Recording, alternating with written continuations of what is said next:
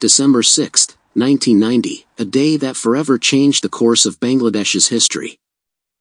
The streets were flooded with people, their voices united against a regime that had ruled with an iron fist for nearly a decade.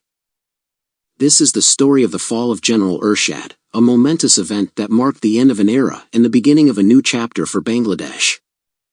Welcome to our channel. Today, we're diving deep into the dramatic events that led to the downfall of General Hussain Mohammad Ershad, one of the most controversial leaders in Bangladesh's history.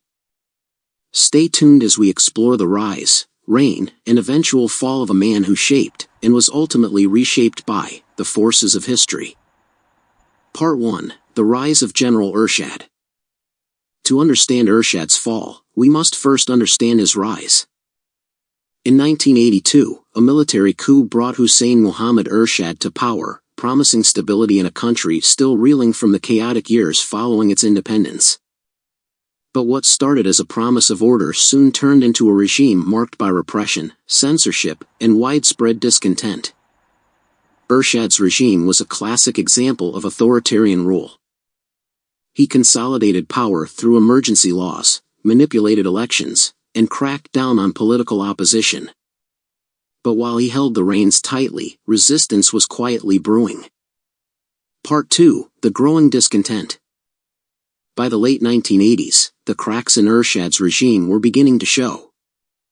Economic instability, widespread corruption, and the harsh suppression of dissent had left the people disillusioned.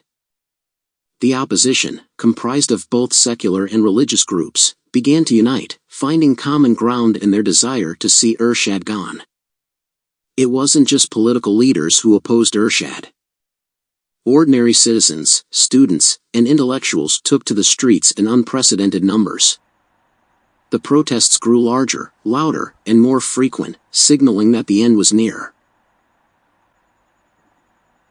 Part 3. The Fall of General Ershad. December 1990 marked the culmination of years of simmering unrest. Nationwide strikes, mass protests, and violent clashes between demonstrators and security forces left the country on the brink of chaos. The pressure was too much for Ershad to bear. On December 4, 1990, Ershad declared a state of emergency, hoping to quell the unrest. But it was too little, too late. On December 6, under immense pressure from the military and political leaders, Ershad finally resigned, ending his 9-year rule. Part 4. The Aftermath and Legacy. Ershad's resignation was met with jubilation across the country, but the path forward was uncertain. The fall of a dictator left a power vacuum that needed to be filled, and the road to democracy was fraught with challenges. Ershad's legacy is a complex one. While his rule was marked by repression, his fall set the stage for the restoration of democracy in Bangladesh. However, the scars of his regime remain, serving as a reminder of the dangers of authoritarianism. Conclusion. Reflecting on history.